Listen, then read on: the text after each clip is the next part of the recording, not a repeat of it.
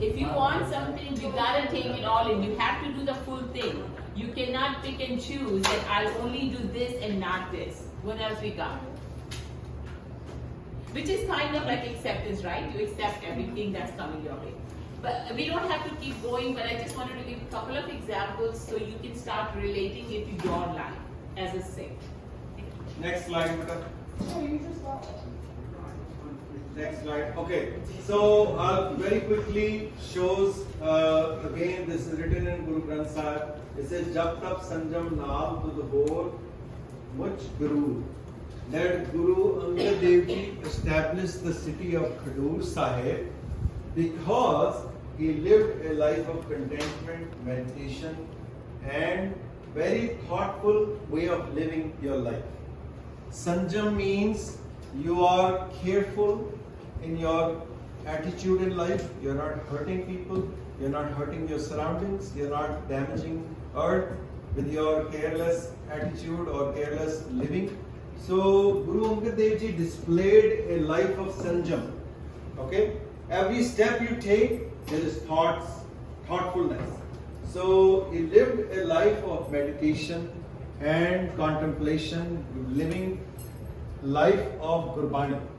Like what Guru Nanak Dev Ji taught him, he lived it to the fullest extent.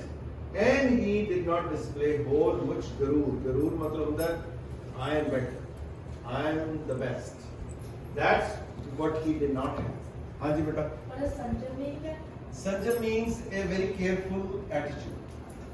Like you don't waste resources, you don't damage things, you don't exploit others, you are living with a very careful, thoughtful attitude. So that's what Guru Angad Dev Ji displayed in creating his own leadership that people followed him. You can also put contemplation if you want to grab it from there. It's Japut, Taput, and then contentment, meditation, together. Yes. If you want.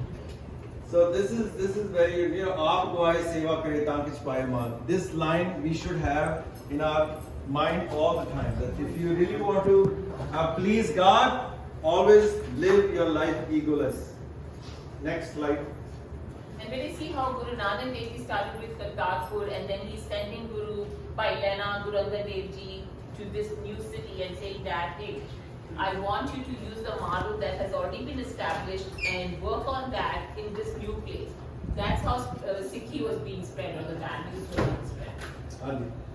Alright, and today, back in the day, let's take you back then, where women were treated worse than animals. In that kind of a society, Guruji is the voice that came out and said he's gonna make some changes, right? And the way he started, you all know caste system, he was addressing that. Then women who were not even allowed to go to attend the funerals of their own husbands, unless of course you're throwing them in the fire as sati. It was, remember that also they had that custom. So there were so many limitations on women back then. And Guruji comes as this fresh voice that says, enough. And guess what? He puts Mata Khili in charge of a big thing called Langar, remember? This is where it started. Mata Khili was in not just cooking and so on, she was supervising, she was in charge of it. And you can see that over here also she's serving Langar. It's not that she's behind the scenes doing all the cooking and then the men come and serve. And this shows you how progressive Sikhi was from day one. And this is one thing that I love about being a Sikh. Progressive, we are inclusive. Talk about all the things that they are talking about today. We were doing it 550 years ago. And this is a couple of lines here. By the way, we're getting there. Back in the day, Mata Khili was included in Gurbani, which is the only woman whose name is mentioned in Gurbani, in Guru Granth Sahib. Can somebody read these two lines for me in Punjabi, Gurmukhi? Anybody you can read? Gurmukhi? Yeah. Yes, please. Bhagwan ki ne challenges bhakti chao. This was you trying. Give me high five. That was perfect. Perfect. All right, who wants to try the second one? Yes. लंगर दौलत India India. रस अमृत खीर Yeah.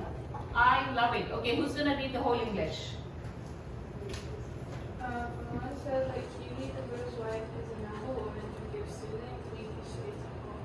She distributes the bhakti of the Buddha's lover, the key, the rice pudding, and ghee is sweet like. Did you want to add to it? Oh no, I'm the best. Oh, okay. Bete, you may say, okay, what's the big deal? It's kheer, so she gave dessert. And maybe we should cut down on our calories today. Again, taking you back 550 years. People were not that rich. They were poor, they could barely afford rice, right? And in a langar, Mata Khiri is making a dish for them which has expensive things. Milk was expensive, sugar, and she's also known to add kyo or butter back in the day. So you have that one bowl of kheer, it's nutrition for the day for them. And it's free, it's part of the langar.